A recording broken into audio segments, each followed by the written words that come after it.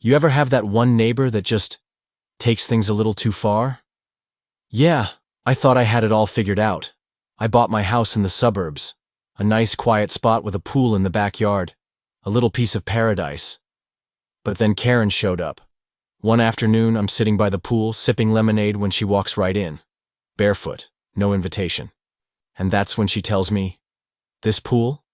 It's community property. I've been using it for years. You can already guess how this is gonna go, right?" And trust me, that's not even the crazy part. This wasn't just some misunderstanding. No.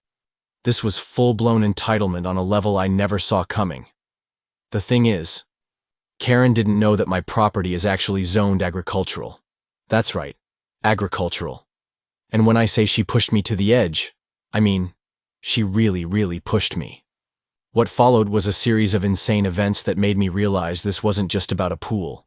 It was about principles, boundaries, and someone crossing them without even thinking twice.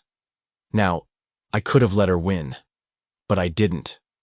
What happened next? Well, let's just say, there's a reason Karen won't be stepping foot near my pool anymore. But it took a lot to get there. Trust me, you'll want to hear how this ended. It all started on an average Tuesday. My life was pretty peaceful. I've always kept to myself. My house was tucked away on a quiet street. Nothing fancy, just a modest place with a pool in the backyard. I had big plans for that pool, like enjoying some quiet afternoons, hosting friends occasionally, and definitely not dealing with an entitled neighbor. But then, Karen moved in across the street. She wasn't just a neighbor. She was the kind of person who always had an opinion, always had something to say. At first, I thought it was just small talk, a friendly chat here and there.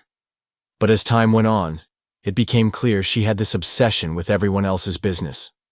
One afternoon, she came over and stood at the gate, staring at my pool. Without even introducing herself properly, she told me, "You know, this pool is supposed to be shared by the neighborhood. Everyone deserves access." I was taken aback. I politely told her, "Actually, that's not true. This is private property. My property." She raised an eyebrow, clearly unimpressed. "We've been using it for years, haven't we, guys?" she yelled over her shoulder, motioning to a group of kids who were playing down the block. That's when the tension started building. I tried to brush it off, but I could already feel something in the air. A shift in dynamics. It wasn't just a casual suggestion anymore. It felt like she was staking a claim. And worse, she wasn't backing down. After that day, Karen would stop by regularly. Sometimes she'd lean over my fence, talking about how the neighborhood deserved more than one private pool, or how it wasn't fair that I had such a luxury, as if the world owed her a stake in my backyard. But the real kicker came a week later when she left a note on my door. It said, "I'm reporting you to the HOA. You're in violation of neighborhood guidelines." That was just the beginning. At first, I thought maybe Karen was just having a bad week, so I ignored the HOA note. But the next few days, things escalated. Fast. Karen started showing up at all hours, morning, afternoon, evening. She'd knock on my door, demanding to discuss the pool situation. When I told her again it was private property, she laughed like I was the one who didn't get it. "You know what's really funny? That pool isn't just yours, sweetheart. You're going to have to share it, or else." That's when things started getting really strange. I'd wake up to see my pool area vandalized, pool chairs moved around, a fence post kicked out of place. One morning, I found sand, like an entire bucket of it, poured into my pool. Not just sand, beach sand. I couldn't even make this up if I tried. When I confronted Karen, she feigned innocence. "It's a community pool, what's the big deal?" she asked with that smug look on her face. I wanted to strangle her. Then came the HOA's first official letter. Apparently, Karen had filed a complaint, accusing me of denying access to common resources and infringing on the rights of others. The letter demanded I immediately open my pool to the neighborhood or face severe fines. The audacity. The gall. I tried to ignore it, but it kept going. The complaints kept piling up, and Karen's antics became more bold. One day, I found my pool covered in a layer of chicken feathers. I kid you not. She had gone as far as hiring some goons to sabotage my property. Who does that?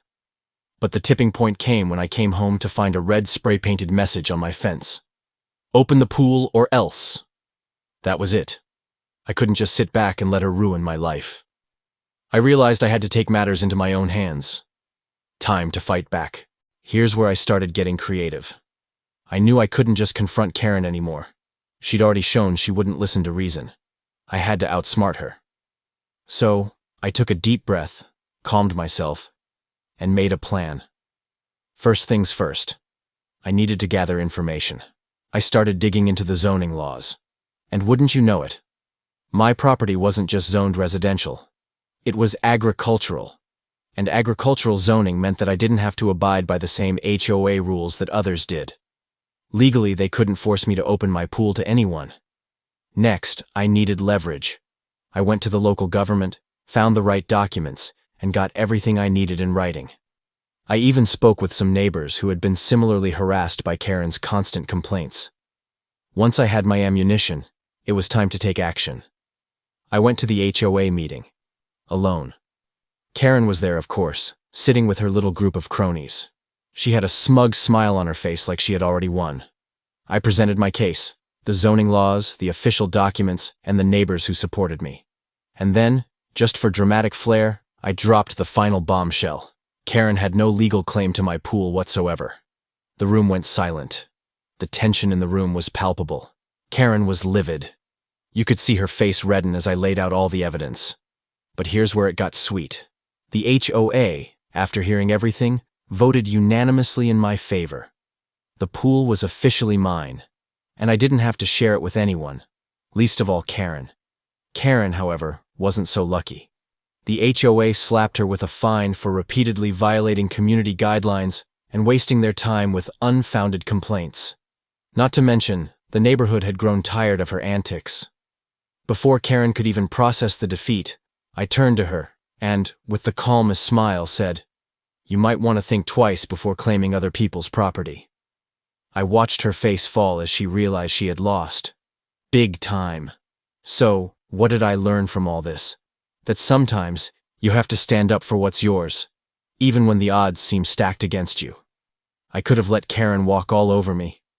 I could have accepted her nonsense. But I didn't. The lesson? Don't let anyone try to take what's yours, even if they think they're entitled to it. And remember, there are always ways to fight back, even when it feels like the whole system is working against you. If you've ever had a Karen of your own, or if you've ever been in a similar situation, drop a comment below. What would you have done? Comment "Justice served" if you made it to the end. If you like this video, don't forget to subscribe. You never know what crazy story I'll be telling next. Stay strong, stay smart, and keep your pool private.